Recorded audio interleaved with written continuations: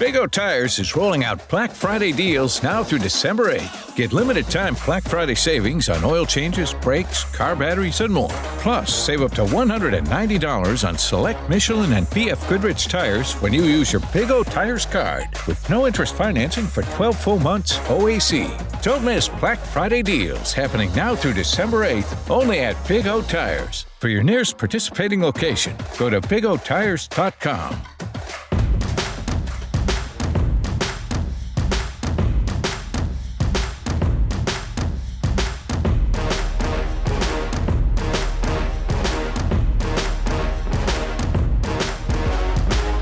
What a game last night in Mexico City. Not a thing of beauty for the Chiefs, but a much-needed victory nevertheless.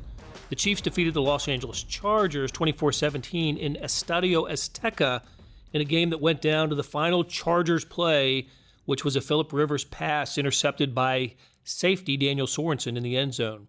The Stars A-team of Sam Mellinger, Vahe Gregorian, Herbie Teope, and Sam McDowell were there to report on all the action and to talk about it, which they did on Facebook Live. That becomes today's Sports Beat KC podcast presented by Big O Tires. It's Tuesday, November 19th, and I am your host, Blair Kirchhoff.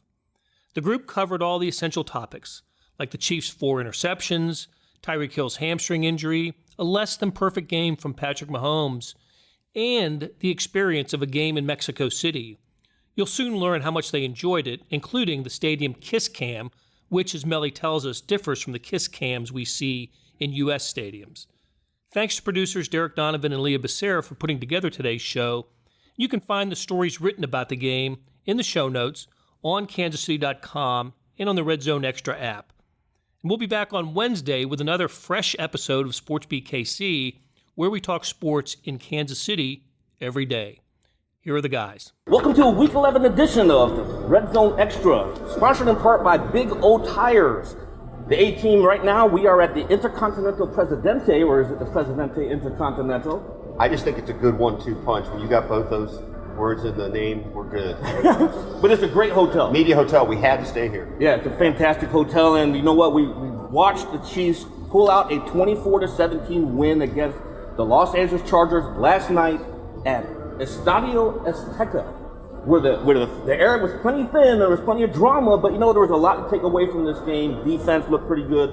They overcame Patrick Mahomes' career low, 182 yards passing. A lot to take away from this. What did you take from this, Sam? I think that you can go one of two ways. Like I think a lot of Chiefs fans have made up their mind about this Chiefs team already, and I think that you can look at that game and think they beat a worthy opponent, playing their C- game. The defense was great. The offense was pretty bad. I think overall maybe a C- game. They lost a lot of opportunities, left on the field. So won the game playing, subpar, and got through more injuries. So once they get healthy, they should be better. Or you can look at it and be like, dude, it's week 11. Their next game is going to be in December. I'm tired of talking about the injuries. I'm tired, like all this stuff. Whatever you thought before the game, I think you can get confirmation in that game. And I think now that we have Sam McDowell joining us, because I accidentally skipped over the introductions. Sam McDowell to my left, Sam Mellinger to my far right, and of course, the incomparable Vahe Gregorian to my immediate right. And Needs no introduction. From needs Mexico. no introduction. We're in Mexico. But Sam is correct. I think here we are in week 11, and we're still talking about a lot of the same issues that we talked about week in and week out. But I think this is, I think we have to start worrying, is this a Super Bowl caliber team? Yeah. Because we have a month left in the regular season, and we're still seeing a lot of issues here. And this offense last night, for whatever reason, started out slow. The altitude may have played a role in that, but I don't know what to make of this team yet. Here we are entering the bye week, and I believe the Chiefs still don't have a complete identity. Would you agree with that, Vahe? Yeah, I totally agree with that. And as Sam was speaking, I think Sam Mellinger was speaking. Senior. I just got thinking about it. Every Chiefs game seems like, I feel like we've used this term a little bit, but not that much this season, the Rorschach test. Like, you can see in this what you want, and I thought Sam really laid it out well with his conversation with Sammy Watkins last night that explored each aspect of this. I mean, you really can find what you want to in this team. It seems to me that my takeaway from last night is the takeaways, though. That was 4 interceptions for a team that Tyrann Mathieu pointed this out really well the other day, stated it really eloquently, and it proved somewhat prophetic, that they have not made that play. And they actually did in Detroit. I mean, they kind of had that moment, those couple moments at the goal line, but this was a big moment for the defense last night, on a night where you wouldn't exactly say Patrick Mahomes faltered, but he wasn't the guy that we've seen change games until, some glimpses in the second half. The offense was really off kilter in the first half. And so back to your original question here, Herbie, which is, have we seen the fully formed team? I feel like we've never seen the fully formed team. Injuries is part of that. Ups and downs on either side of the ball is part of that. I still lean towards the possible here. I don't know what to expect, but I feel like the possible is all still in play. There's a logical case that this is the kind of team that's going to peak in January and be the kind of team that's probably going to have to play in the wild card round. Probably. Not for sure. They still have a chance to get the bye. But the team that nobody wants to play out of that wild card round. Because the defense is playing pretty well. Phil Rivers, we can make the jokes. But the defense still had to make 4 interceptions. They still had to stop it at the end. That's 2 out of 3 games. I know they went limp in Nashville, but that's 2 out of 3 games that they've gotten to stop at the end that they needed to win the game. And I like the offense part of it. The air, that's a real thing. I think Denver sometimes is overblown, but you walking around that locker room last night, guys were like, "Oh my God, I've never been this tired. I was tired from the first play." That was a real deal. And I also think the field, that field was pretty bad. There were divots all over the place, and this is a team that's built not exclusively, but primarily on speed. It's speed and precision, and that takes that away. And Tyreek Hill gets hurt. So there were some things going against them. They still got through it. So you can look at it optimistically. That's still there. But I just think it's like clock is ticking. Yeah. Let's see it. Quick question about the air to throw this back at you guys too. Okay, air had an impact on them. I think that seemed kind of clear. They were free to go to altitude during the week and absolutely dismissed it. And Andy doesn't really let us in on all the ins and outs of that decision, right? I mean, Herbie, you asked him about it the other day, and he kind of just gave we studied it, we're doing this, but he doesn't really explain why. I assume that part of the reason why is they just feel like it's not worth all the extra commotion of travel and getting more out of routine. But I don't know, did they do the right thing? Would they have been better prepared with the things in altitude? I didn't mind them being in Kansas City all week. I didn't see the issue with that. To me, what stood out, though, to hammer on what Sam said, the secondary is something that was the biggest concern going into the season. Was the secondary. The secondary was lights out last night. I mean, you look at the numbers, and the only reason Phillip Rivers threw for 353 yards is because the running backs got him. And Hunter Henry. I mean, Keenan Allen had 71 yards. You'll live with that. Mike Williams had 2 catches. Those were the only 2 wide receivers. And obviously Mike Williams had the big catch at the end of the game. Might have gotten away with a little bit of a push-off, but those are the only production from your wide receivers against the secondary last night. The secondary also had, the Tyrann Mathieu interception, the Daniel Sorensen interception. I was going to bring that up early. And they had a 3rd interception, right? Yeah, 4. But one of them was naughty though. But then Fenton, the secondary comes up with 3 interceptions last night. So Kendall Fuller's out still. Right, but Fenton's playing well enough that I kind of wonder how that situation's going to shake out once Fuller comes back. But the secondary's played really well. And a lot of that stuff also was playing hand in hand with a guy I know that you've written about extensively in Frank Clark. Frank Clark had a monster game last night. Played 69 defensive snaps, a lot of snaps last night. Sacked, 3 quarterback hits, forced a fumble. What did you see out of him last night? I know you actually asked him a couple of questions during his post-game press conference. Yeah, I just thought I think the explosion is getting back. There was one specific play where he pressured Phillip Rivers, where he ducked under the left tackle, and it was a move on tape. And I know Sam watched a lot of tape of Frank Clark early this season, and so did I. I didn't see that move from him on tape in the first 3 weeks of the season. You saw it in Seattle. In Seattle, yeah. In Seattle, you saw it a lot. Yep. And if he has a pinched nerve, as he said in training camp, it makes sense to where that would be a move where he did not feel comfortable making. He said out 2 weeks, but basically it was 2.5 because it was a Thursday game. As soon as Brett Veach got into the locker room last night, he went over to Frank Clark, and Frank Clark said, "I told you what I can do when I'm healthy." Yeah. Wow. That's a conversation without us media that's pretty illuminating of exactly how he's feeling now. Maybe we're going to see this guy for the last half of the season. There was also, I'm sorry. Go ahead, go. Just on Frank, there were some plays, again, like, it has been pretty stark of what you see on tape of him in Seattle and what we see weeks 1 through 8 or whatever in Kansas City. And another play, you mentioned the dip around the bend, as they always call it. He also, in Seattle, he used to just wreck guys. He would go in and just lower his shoulder and just boom, and just drive guys back. We haven't seen that with the Chiefs. Saw it last night, you know. And look, we can talk about like backup tackles, you know, on both sides for the Chargers, and that matters. But they're still NFL guys. Yeah. And my point of bringing this up though was he was wrecking the interior guys, and those are starters.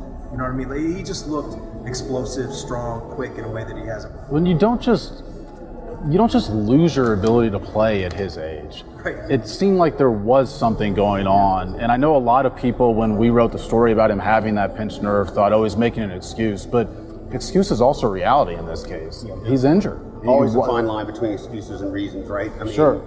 And do you remember the thing I was thinking about was, I think it was after the third preseason game, maybe the second one, probably the third. I think I don't know when he pinched the nerve, but I remember him smiling and talking about getting ready to unleash the repertoire. And I think he simply wasn't capable for a while. And it is a good reminder to all of us that when something is mysterious about a precipitous drop-off in a player's performance that is in his prime, maybe there's something more going on than what we know. We did see him wearing a sleeve at one point, and I remember a play in the Ravens game, and I don't remember how early in that game it was, where he came off and his arm was sort of hanging to where I thought maybe he had just got a stinger because he came back in the game. I thought it was a shoulder. Like, I wonder a shoulder or elbow, because that, you know, and look, like, I am a noted orthopedics expert, right? But the thing that he was wearing, it just looked like an elbow, shoulder, something like that. Yeah. But pinched nerve, you know. But he said he was feeling it all down his arm, so. Yeah, he was stiff. You're certified by Twitter. You're a Twitter doctor. Absolutely. You're certified Twitter He was doctor. the first guy I knew to get his Twitter medical treatment. I think one of the things that really jumped out to me was the fact that the defense took it upon themselves, knowing that the offense was struggling. I mean, a lot of defensive players after the game, even Frank Clark, when he was talking to us after the game, said they knew they had to put it upon themselves, and they embraced that. And I thought that was huge against a divisional rival. The Chargers are now 3 games behind the Chiefs in the AFC West. I think you can pretty much write them off. But with an emerging defense, because y'all are right, we have not seen a complete game out of this Chiefs team yet. I think the closest we could argue was Week 7 when Patrick Mahomes got hurt, but we still haven't seen that complete game yet. I think you're probably, because of that, more encouraged coming out of this game, even though they didn't play well, because we saw the Chiefs win a game when their offense wasn't great. And when's the last time we could say that the offense wasn't great? And we saw the Chiefs win despite of the offense not playing well. The offense has had to play well for this team. The offense played lights out last week, and they still couldn't win a football game. I thought that the defense, for the first time in a really long time, helped win a game not in Minnesota, but against the Vikings in a way that they hadn't in a long time. But this was a different level. They gave up 17 points and set up 7 for their offense. Yep. That's incredible. Like, that's the kind of stuff that a team built on defense does. And if Tyrann Mathieu catches the second interception, I think what also impressed me about that defense last night was the Chargers got into the red zone or deep in the Chiefs territory 4 times in that first half and had to come away with just 3 field goals. And that was pretty huge holding them there. Yep. Nothing to add to that. Yeah, I felt the same way. Although for some reason I was distracted by looking at a defensive stat. I wanted to see how many pass breakups Chris Jones had, because one went off his helmet. And I was trying to figure out whether he got credit for that one. I assume he did. That's a pass broken up, right? I kind of think we should discuss sort of the elephant in the room as far as Mexico City, what we all thought of it. Herbie, you're the only one that's kind of been super close to this area before. Heck, you've already told all of us you're going to retire here now. So, new retirement spot. I love this place. I thought the atmosphere was fantastic. It was unique to me walking around before the game. The concourse here, you two were out there as well. Matt Castle jerseys. I saw a Sandy Parker jersey out there. Roger Staubach was the one that stood out to me. Yeah, Roger Staubach was out there. A lot of Tom Brady fans out here, but I thought the atmosphere was electric. The anthem both the Mexican my God. anthem and, Anthem was awesome. The our Mexican anthem. anthem was Awesome. amazing. I got chills. Yeah, I got was chills. so cool. And listening to the entire stadium sing, that was it was a chilling moment. But I know you wrote about it as well. I mean, what did you take away from all that? I mean, there was 45 minutes before the game when every position group that was coming out to warm up was getting booed or cheered, or probably both for a lot of them. The defensive line for the Chiefs came out and got booed like crazy, and then Chris Jones was sort of embracing it and getting the crowd into it, and then all of a sudden it just like flipped, and they were cheering. They just were pumped to have football here. It felt like last night, whether it was a 4-yard completion or very first drive when Patrick Mahomes just attempts to go deep and it travels 60, 65 yards in the air. The crowd went nuts. Incomplete pass. You know what? I imagine that when Pele or when some professional soccer teams did tours in the United States. I don't know where this is going, but I'm excited to hear it. I feel like American crowds were probably excited for soccer, but had no idea what they were doing. We're cheering wildly when a ball was booted out of bounds, something like that. I feel like there was a little bit of that last night, but the enthusiasm, I think most of the talk about if the NFL wants a team in outside the United States, and it sure as hell seems like they do. Most of the talk has been London. Yeah, this makes sense. I don't know why this doesn't make more sense than that. It's geographically, the altitude's a thing that they got to get around. The stadium, they'd have to do some stuff to the stadium. For sure. They'd have to Elevators. update it. There's some stuff they got to work around, but I think this might make sense. I've been to London but not for an NFL game. But I just wonder if that sports ticket is more sort of fragmented by all the soccer teams there. I know there's a league here, but it seems like this is more ripe for some growth. Plus the travel too. Yeah. The Chiefs took a normal trip to get here. It was a longer flight than normal, but you were not overseas. They didn't fly over an ocean. When they went to London, they had to go a day early to get used to everything. They were fearing jet lag. Yeah. For this game, they traveled as normal. Yeah. I think if anything too, the Chargers had a lot of fans here, which we've all covered a lot of games They at did. StubHub or whatever it's called these days, and even at Qualcomm. I think this is the most Chargers fans I've ever seen in the stadium rooting for them. You're right, it was very enthusiastic out there, and it was. I just can't get over that anthem. Those anthems were chilling. Yeah, and at halftime, I don't know what the song that was at Me halftime. neither, but it was great too. I don't know if that was their version of "God Bless America" or something, but it was fantastic. It's like a 80,000 person sing-along. Because that's the other thing too. Is we were talking about how many people from Kansas City are coming down for the game. I'm sure there were, I don't know, a lot of people, some people, whatever. But I think that stadium, that wasn't Chiefs fans that flew down from Kansas City or Des Moines or Chicago or whatever. I think that was people from Mexico City, from places around here, which is a very cool thing for the league. I thought, to all these points, one thing, we did see all these jerseys of different teams, and I thought almost as many of those other teams, in some ways, as we saw the two teams playing, which spoke to the NFL passion. You talked to an NFL executive last week who said 22 million NFL fans or so that they've identified as NFL fans here, which coincidentally is about the same number as the population of Mexico City area. It does seem like fertile ground. One quick thing I was thinking of, I was struck by, it was a pro-Chargers crowd in the end, right? I think ultimately that the noise boomed more for the Chargers, but I think the biggest single ovation of the night was, for an individual, was when Patrick Mahomes announced as the captain for the coin toss. I agree. Really testimony to his star power. And Kelsey's touchdown too drew a really loud ovation. It did. That was a hell of a play. And the only other thing I was going to add is, you mentioned London before. Actually, during the national anthem and stuff like that, and we were it was the 1968 Olympic Stadium. It reminded me of an Olympics opening ceremony. It was that kind of sort of pride of country, but just also sharing it. I mean, it was a show. It was just a show. Yeah, and the feeling of the two flags on the field. That was cool too. Yeah, that was. Yeah, really they didn't have to. cool. They didn't have to do that. I thought that was cool. Yeah. Here's something, going back to the game though, there were a lot of things on the offense that obviously didn't go right. But I thought what did go right though was having all 5 offensive starters on the field. And Eric Fisher. For a while. For a while. Yeah, offensive line. For a while. Austin Reader only missed, I believe, 6 snaps because he came back in the second half. But I saw you tweeting this morning about Eric Fisher. He didn't I did. That wasn't you? Who was that tweeting about? Maybe it was Blair, but If it was a good tweet, I'll take credit for it. okay, it was a good tweet because they pointed out he had 69 snaps. He played all 69 offensive snaps and didn't give up one pressure. And you know, Mitchell Schwartz. Okay. Schwartz, and that was you. And the Okay. reason a good tweet. I only sent that in our text group because where the rubber meets the road from Big That's O right. Tires last week. That was my pick. That's a hell of a thing because the Chargers have a really good defense. I think they entered the game. I think it was 5th in points and 6th in yards. It might have been 5th in one and 6th in the other. And up front, they're rough. You know, Bosa and Ingram, those guys are men. And we didn't hear their names at all. Yeah, for Mitch Schwartz to go through what he did, that's as close as he is to injured, right? He actually missed a snap last week in Nashville. For him to do that on that, it's just that guy he is as good at his job as, I don't want to say Mahomes, but he's in an elite level at that right tackle spot. There's two guys on this team that you can argue are the best in their position in the NFL, and it's Mahomes and Schwartz. Yeah. I think Tyreek and Kelsey are probably close.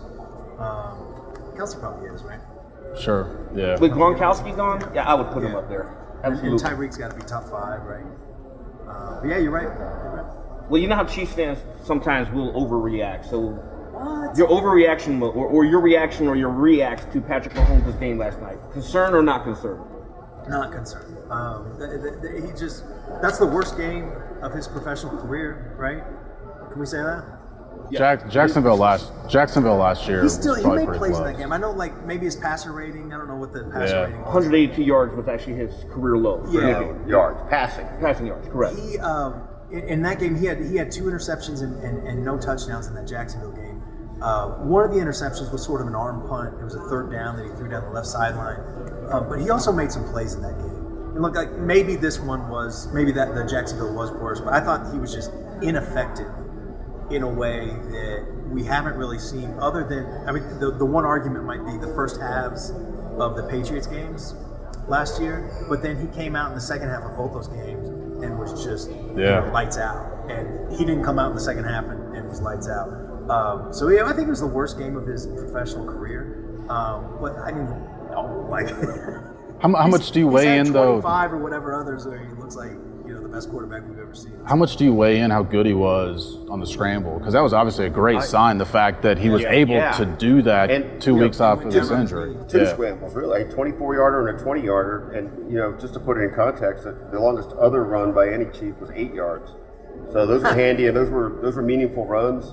I think you were saying this about the knee. I mean, he said last night that it wasn't just that he I think Adam Teicher asked him if he had tweaked the knee on one of the runs. He goes, no, I got hit on the knee.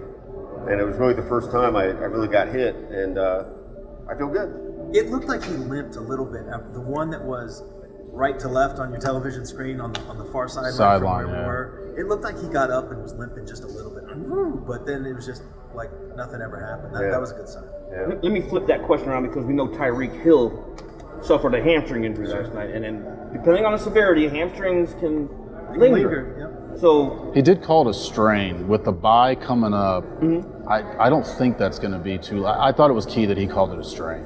He didn't say an injury. He didn't say we'll have to see how this is. He specifically already called it a strain. And I don't know if this means anything either, but it was interesting that it took them a little while even to decide to take him into the locker room. Like I think they were really figuring he might be able to go for a little bit. Then they just thought, let's go see. When they came out after halftime, he was doing his. He just doesn't. He looks like kind of human when he does this, but that sort of those high knee kind of stretches where it just looks like at 50% is quicker than any of us could do it. Yeah. And I was like, oh, okay, he's about to play. But then after that, he was just standing, obviously without his helmet, was limping a little bit. But I guess we're all kind of saying the same thing here. He didn't play. He didn't come back and play. Right. So that's a problem. But it wasn't carted off the field. Right. and he stood on the sidelines, unlike Damian Williams, who didn't come back out on the field after he suffered the rib injury. So that is a huge thing. So you're not worried at all going forward? Well, to me, that's one of the reasons actually these sort of topics coincide, because I think one of the reasons Mahomes was able to scramble a lot is because the Chargers played heavy man-to-man defense. I haven't done the tally on it. We haven't really had time to go back and watch it, but a lot of plays, a lot of receivers were going in one direction. The other, because they're all in man-to-man, the other half of the field opens up. And certainly the Chargers probably called a lot more man-to-man personnel once Tyreek Hill's out of the game. Yeah. That was a 3-week storyline for us, was the fact that they couldn't beat man-to-man when Tyreek Hill wasn't on the field. Yeah. Coming up now, we got the bye week. A lot of injuries to consider here. We talked about Hill, we talked about Damian Williams. Reader, we're not worried about. LaShawn McCoy, Reed called it a head injury, which sometimes usually translates out to concussion. Jordan Lucas has a shoulder injury. Where are we right now with injuries, knowing you've got the Raiders coming up? That's a game that was flexed because the NFL wants to take advantage of a larger audience, but a lot of implications going into this bye week. What should the Chiefs concentrate on before they take on the Oakland Raiders at Arrowhead Stadium? Well, I mean, first things first, this seems like the perfect time for a bye week for a team that has really, I mean, it seems like an inordinate number of injuries. Now, we were in our own little echo chamber on the team we cover, so I don't know, maybe a lot of other teams have this many injuries, but this seems like a really unusual amount to me. And look, if you're thinking about as of 12-1 when they play the Raiders, that's the stretch run. I mean, that's it. That's where you get your playoff positioning. That's where you become who you are or you don't. So I think this is, I guess my biggest thought is get healthied up, as former Missouri coach Larry Smith used to say. That's the biggest thing for them right now, I think. Let's kind of kick that back to you, Herbie, because you asked a lot of guys in the locker room about that last night, just the plan during the bye week. I don't want to give away my story because that's a story for the bye week. You're teasing to it. I will say this: the Chiefs, some of the Chiefs players I talked to last night are well aware of what the Raiders are doing right now. Reggie Ragland says, when I asked that question, he muttered an expletive and he said, "Of course we know what's going on." The Raiders have won 3 games in a row right now. They're 6-4. They're a half game back of the Chiefs, who are 7-4. And there are a lot of stuff that's they know they got to get right. You know, the defense is coming on at the right time. But these injuries, you got to get healthy here. That's a big game in Week 13. When's the last time, the Raiders and the Chiefs met with a game with AFC West implications this late in the season? I can't think of one. I think we talked about this last week, but it bears repeating, like when we're talking about the injuries. All of these injuries, other than like Breland Speaks and Xavier Williams right before the season, have just been, well, he'll be back in 3-4 weeks. Okafor and Agba, I think those are real things. Agba is out for the year, right? Right. And they've got depth in that spot, but not nearly as much depth as they had when they still had Speaks and Agba. You know what I mean? Like, those are the 2 injuries that I think like have some kind of subtle effect on how this team is going to play up front. And it's just a key thing, because that defense. Look, if the defense plays the way that it did, and again, we can make our Phil Rivers jokes, and some of them are funny, but if the defense can play the way that they did last night going forward, 100% a Super Bowl team. It's absolutely a Super Bowl team. But that depends on the health and these things kind of clicking at the right time. And it's just, you just said it, like the bye's coming at the right time. Andy Reid is 1,001 after a bye or whatever it is, and that's a good opponent to have. These numbers are going to really stack up weird, right? They're going to have this overwhelming Andy Reid after the bye week stat, whatever that is, and the 24-3 against the AFC West in the last 5 years, whatever it is. In fact, I started to look this up last night. I didn't get a chance, but at some point I'm sure we should try to amplify that divisional superiority thing. I think his numbers, his first 6, 7, 8 years in Philadelphia, except for maybe the first season, were extraordinary also against division rivals there. And it's reasonable to think that's a trend. And it's not just, we're talking about the Raiders, and deservedly so, but the game after the Raiders is in Foxborough. Yeah. One game at a time. Yeah. One game at a time. They're coming out smoking, man. It's you just said it, right? This is the stretch run. This is it. Just to take a couple questions to show we actually are paying attention to you guys as well. We are live. A couple people pointed this out, and we actually pointed out live, that Mike Williams at the end of the game was called out of bounds, and that could have been a game-changing play. That was going to be a column if the Chiefs, if they gave up that touchdown. And then the ensuing, that would have absolutely a 2-point conversion where Mike Williams would have been wide open. Right. On that play. Yeah, that was a big play. What was weird about that play for us was just to bring you to the scene a little bit, was that the logistics here at the stadium were such that three of us had to go downstairs while that was going on, and we thus were in front of a TV and able to see replays over. Because we did not have a TV in the press there were no box. TVs up in the press box. They left me in the press box. First, this is a total first world problem. It couldn't be more of a first world we didn't problem. we didn't have replay ability last night in the press box. Sudden Sam McDowell here was able to see and point out to me while we were looking at it. Right then, actually, I think you saw it at first. He was he was touched as he was coming down, and you're like, why he was in bounds. Why is the clock stopped? And that was certainly 20 seconds. For sure. And it takes Phillip Rivers 20 seconds to do the 40. So that was 44 seconds left instead of 24 seconds left, and boy, that would have been a good column. One more question. We're getting asked by our own people, and I think Sam should answer this. What was the story on the kiss cam? Who's asking that? It's our own people. There was a level of enthusiasm for the participants in the kiss cam that I've just never seen in the States. You know, like it seems like in the United States, like the kiss cam is the same thing every time. It's like, oh, a little peck or whatever. And you end with the 85-year-old couple. Yeah. Every once in a while, you flash to like players in the dugout in a baseball game, and they'll like either like laugh it off or sometimes they'll bring it in for a smooch. But it was PG-13 stuff last night. Some of it was R. Some of it was R related. You got on the kiss cam, you were letting it fly. The crowd was so ready for it too that you could tell it was not a unique experience last night. It was like the way, if you could picture the way the crowd reacts in America to the T-shirt toss. Whenever the kiss cam was announced it was coming on, it was like, oh my God. I never watched the kiss cam, to be honest, but last night it was like, what is going on here?